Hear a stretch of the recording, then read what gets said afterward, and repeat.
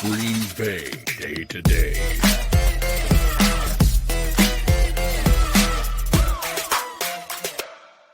Hey, what's going on, everybody? I know it's been a while, but we're back. You'll have to forgive me. We fixed where I record is out in my. I usually do these recordings in my shed, and we had to. We were like, hey, you know what? My shit sounds like ass. At least in theory, if not in actual practice. So why don't we try to do some soundproofing and make it sound a little bit better. Hopefully you guys are hearing that immediately and it sounds a lot better than it usually does. Definitely let me know on that. But when we were doing that, I actually brought a guy out just to see, like, if there's anything like worth an ED. Did like some sound tests and stuff, and he said, like, this wood sounds like it's not good. We tore apart the wall and it was rotted. So thankfully it's like everything else kind of looked at, but it did take us a little bit of time to fix that. And then of course, it's just like dead season. So I know I said that I'd take like a month away. I know that was closer to like 2 or 3. I'm sorry. But hey, we're coming back here. We're having a little bit of a fatter one. So I just want to jump into it because there really has been quite a bit of stuff that has gone through. We'll talk about Kyler. We'll talk about Trevor Lawrence. Deshaun Watson, that's a big thing that's still developing. But a lot of the stuff that we're going to talk about today was like, I wanted to make sure that it got through on the other side of it so that we're not just talking about like, for example, Kyler Murray has to do 4 hours of film session.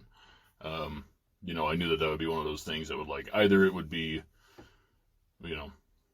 like resolved or eliminated or something like that. And that is exactly what had happened. It had been taken out of his contract.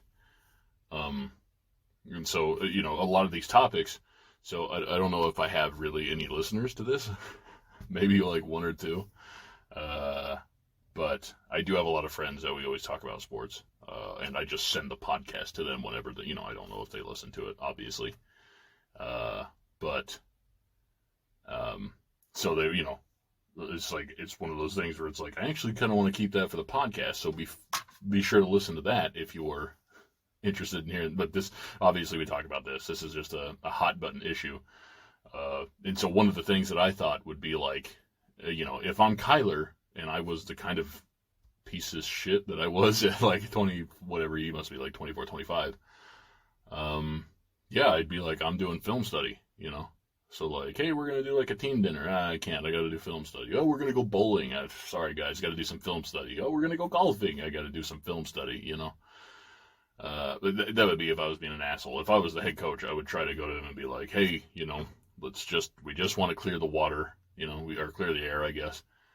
Quash the beef. What can we do to make it right for you? Because we want to win. And we know that if we try to make a divide between our quarterback and the rest of our team, it's not going to work. Their coach isn't known for being like capable or ingenious or anything like that. So I don't think that that's going to happen. But it's a great first step to remove it entirely. Yeah, if nothing else, right? Like you just putting the trust back in your guy. He's the fucking face of your franchise. Like I could totally understand like suggesting like, I don't know, like if you're a middle linebacker or something like that tends to be like the leader of the defense. Not in all cases, obviously, but, again, like, I'd say probably 2/3 at the very least. If you, like, hey, like, you need to be doing some independent study, I think that's fair to suggest, like, it's not a suggestible, I think it's a requirement. If you want to be a great quarterback, you have to be doing independent study. And hopefully Kyler does that, but, we don't know. He starts out really hot at the beginning of seasons, and kind of tends to taper off, right at the end, so far as we've seen, as well as getting injured. So, and obviously, like, what you think film study is going to protect him from injury? That's not what I'm suggesting. What I'm saying is that, he's hurt, it's a trend so far that has not been eliminated. It happens all the time. His play regresses late in seasons. He gets hurt. It's something that goes down. So, okay, moving on. Let's talk about just one of my buddies asked me, do you think that Trevor Lawrence is, the Jags quarterback? Is he going to be better? Is he going to be good? Is he going to be serviceable? Playoffs, maybe? Or is he going to be toward another bad season? So everybody thinks that, oh, okay, well, now that we've gotten rid of Nick Saban and we've, brought him some more help and everything, just like, you can go fucking wango bango on your controller. Your Unga Bunga. They call it Unga Bunga in Smash. When you just like press buttons, you're not really even trying to do anything. There's no ulterior goal. You're just hoping that like a smash attack lands or something like that. I think that it's obvious, like it can't be any worse, but it could be just as bad. Jags aren't really known for being all that like excellent of an organization. Of course, it takes one guy to turn around the franchise, and maybe Trevor Lawrence as well as the new head coach. And I mean, we'll have to see. Yes, I suspect there to be some improvement. Do I think that they're a playoff team? Do I think that they're totally turned around? Absolutely not. But bolstering the defense, that's always a good thing. I'm in on defenses, I think that that's a smart play. But I mean, you really don't have anything to say about it. We saw, okay, this is taped after the Hall of Fame game, but I mean, it's a preseason game. I don't think anybody's really thinking like, one time the fucking Raiders, who kicked the shit out of the Jags, in fairness, went 4-0 in the preseason and proceeded to win like 2 games the regular season. So, I mean, what are we talking about here? I wouldn't put too much stock on, especially neither Trevor Lawrence nor Derek Carr played. So, I mean, it's like 5th and 6th stringers out there playing for opportunities. So, okay, let's go into Deshaun Watson. Deshaun Watson received an official ruling of a 6-game suspension, and the NFL, I don't think anybody was surprised at all that they were going to appeal it. Initially, they wanted somewhere in the 12-game range, and now it seems like they're going for a minimum of a season, but indefinite suspension with a requirement of treatment and maybe even a fine of multiple millions of dollars. I couldn't say what is or is not fair in regards to this. Despite how often it happens, I mean, it's, you look at it like kind of case by case, you group all of it together. That's what they did. They took the 5, one instance was thrown out, so they ended up hearing from 4 alleged victims. And, I don't know what's fair. So we got a guy, was it Calvin Ridley, I'm pretty sure, who got suspended for a season for gambling. Silly, but okay, sounds fair. Then we got a guy who smoked weed, got out for 22 games. That's insane to me. I understand if they're going to do like a game or 2, but fucking 22, holy shit. And then 6 for 20-something, 24, maybe 24 plus, as things continue to develop. Alleged victims. I don't know. That's fucking incredible to me. So, okay, but they heard 4, so that's all that you can really take into consideration. I think that it's fair to suggest 4 games per, because, I mean, the ruling was that the NFL had proved its point, that yes, he did engage in sexual assault. So I think it's 4 per person, so 16 games, which would be a regular season, but whatever, just call it 17 for, to really let the scene stick, hopefully. But we don't know obviously where that's going to go. Like I said, I like to wait for it, but it's something that's been building for so long that like, hey, maybe nobody's heard about it yet. That's obviously almost impossible, but just to put pen to paper and let people know, I am tracking it. I do care. I'd rather at least recap it so that it's like, yes, it's on my radar. It doesn't matter to me. A lot of people that are important in my life are female, and so there is a question for, I hate to really even bring up like other, like, I guess sports I know I'm not really technically one of those. I'm barely new media at all, if you even want to call it that. Thank you, Draymond Green. But Nick Wright did mention like, that there was like in the ruling of the judge, who is female, that there was no violence in the sexual assault, which is a weird qualifier because it's like, he did definitely ejaculate, at least toward these women.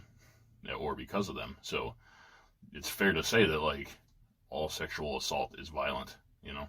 And so, like, with my wife, I was like, you know, I was probably a little on the nose, but, you know, it was obviously just in, like, hypothetical territory.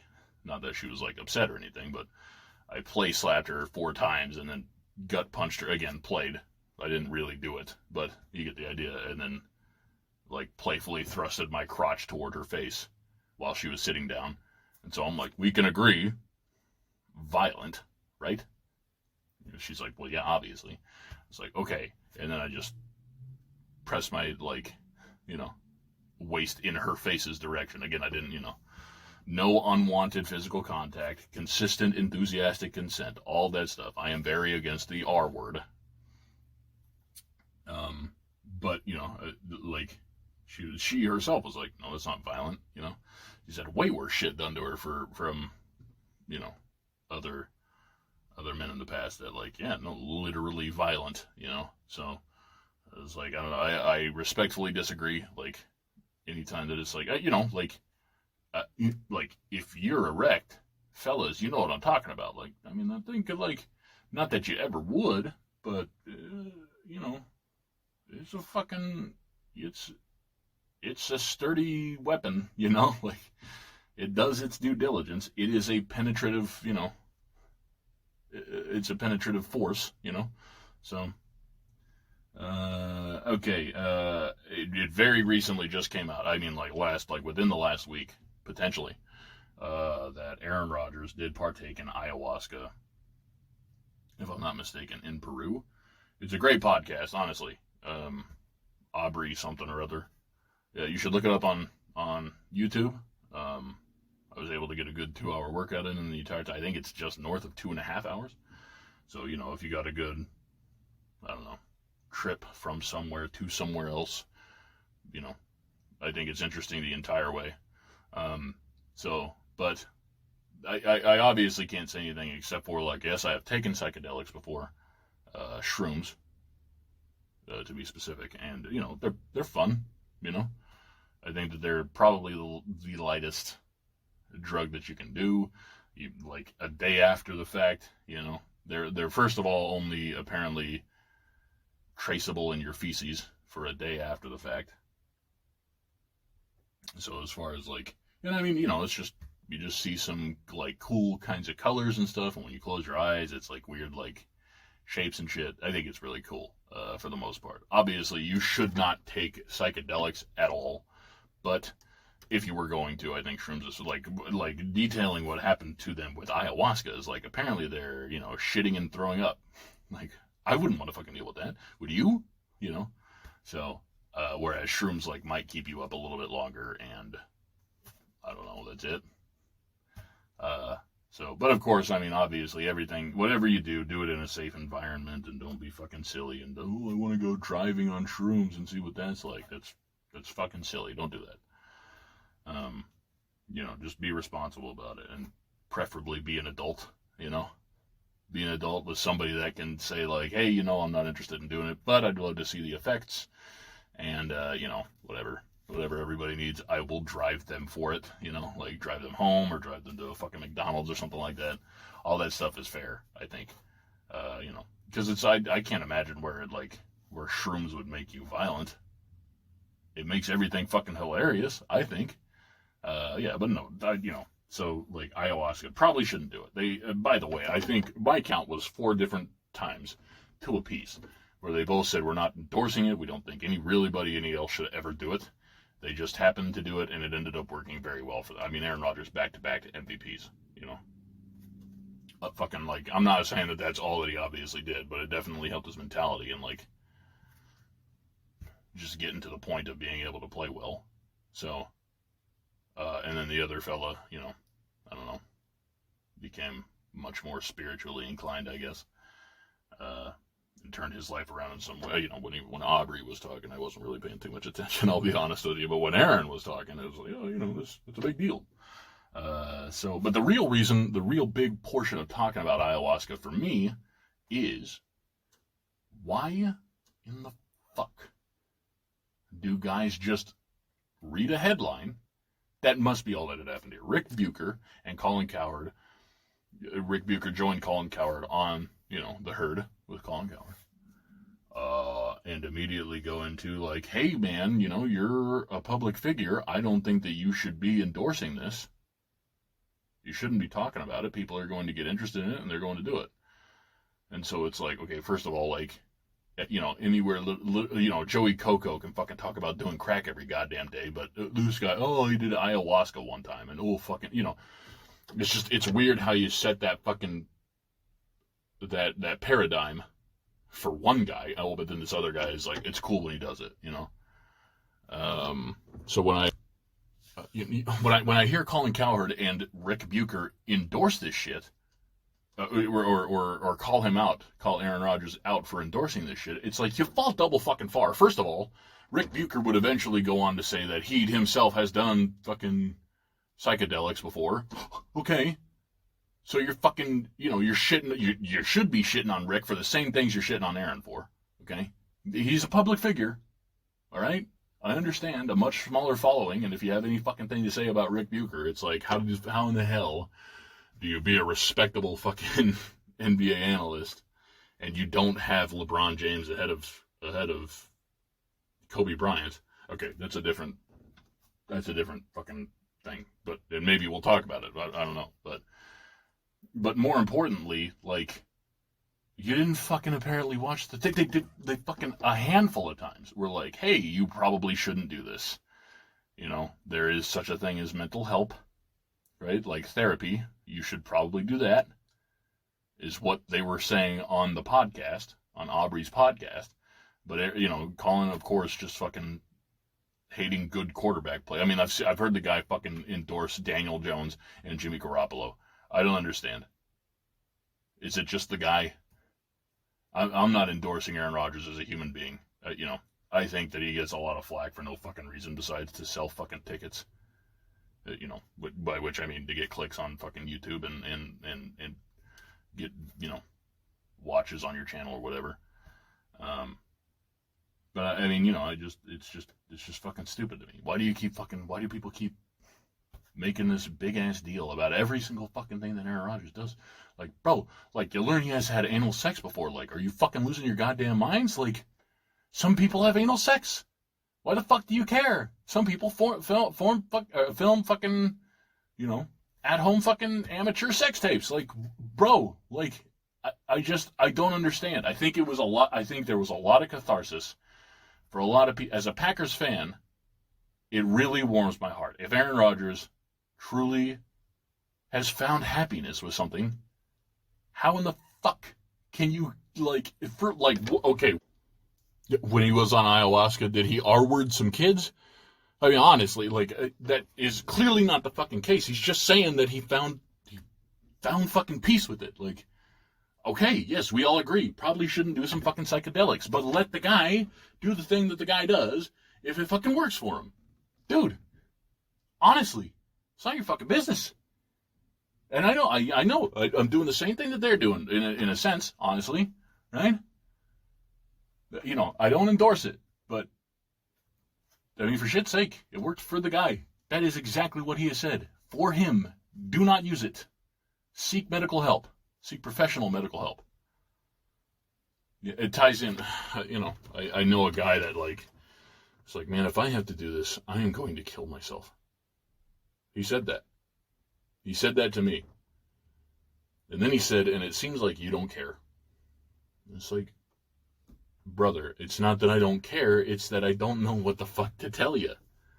What am I supposed to say to that? I've never felt like that before. I mean, I'm sorry for being an asshole, for having said, I didn't know that was something that afflicted you, and I'm sorry for that. That I have said that, I'd rather kill myself than mow the lawn, and then I go mow the lawn. I've never felt like that before. Buddy, go talk to somebody. I can't help you with that shit. And that would be my, if you're dealing with something, go talk to somebody. This is that 1 out of 2 fucking billion cases where, holy shit, he saw some shit and now he's different. It's not going to happen for you. It's going to exacerbate things. It's not going to change. It's not going to turn them around. Okay, let's see. Okay, so let's talk about Kevin Durant. I know this is a football podcast, but it's curious to me how often he doesn't really even jump ship all that often. Really, this is, if I'm not mistaken, this is only his third team, right? OKC, Golden State, Brooklyn. Okay, a fourth team potentially. I don't think, like, you signed him for 4 years. Get a couple out of him at least, for fuck's sake. He wants Steve Nash gone. Well, and the GM, I don't know. You'll have to forgive me. I forget his name. I don't know. It's not fair to, I don't know. It's not fair to a self-respecting dude to publicize, like, yeah, it's the problem is that I have a coach that I endorsed, and I don't think that Steve Nash is a good coach. But I mean, why'd you sign the contract then? Now you're putting, just like you could have just, I don't understand. Now you're on a fort, like, if I'm not mistaken, they signed earlier, like this during the season. I'm sure that I'm wrong about that, but still, 4 more years, and like automatically you want out. It's confusing to me. So I don't know. Does it make he's got a hilarious Twitter. He really does got some good one-liners on Twitter. But does that make him a giant D-bag for wanting to get out? And worse, it's like he consistently makes note of all these teams that it's like he wants to play like for really good teams. I think Toronto was a better team than, just because he didn't, win the title doesn't necessarily, there's 30, well, in the NBA, there's 29 losers. I didn't forget that, but, just because you didn't win the title doesn't mean that you're a bad team. But I think you would be a bad team if you were traded to the Raptors, just because of how much capital you'd have to give up. And, a lot of that could be said for a lot of teams, but I tend to follow what Nick Wright says when he says, like, hey, like, based on what they're asking for, which is a fucking lot, which makes sense because it's Kevin Durant, but, there are 2 realistic trade destinations, New Orleans and Boston, and Brooklyn probably doesn't want to deal with Boston, considering the proximity. So New Orleans would probably have to give up a lot. So I think there's credence to suggest, like, we'll probably stay in Brooklyn. I think he falls double far when he's like, for all the stuff that you'd have to give up, it's probably going to be New Orleans, but then doesn't realize that, like, all the shit that you'd have to give up, like, nobody wants to give up 3 fucking draft picks and your best player and your second best player and a rotational player. That's more or less what they're asking for. Speaking of Nick Wright, my buddies, I've always been pretty steadfast. LeBron won MJ too. So they've asked me about his basketball rank. I don't really have any problems with his basketball rankings, because I, still relatively young, right? 30. I haven't really been around all that much, especially for like basketball history. So when he brings up the fact that, like, Kareem's been to 10 finals, he has for a long time held the points record, played for 20 very good seasons. Now 2 3-peats is a big deal. 2 3-peats is a big deal.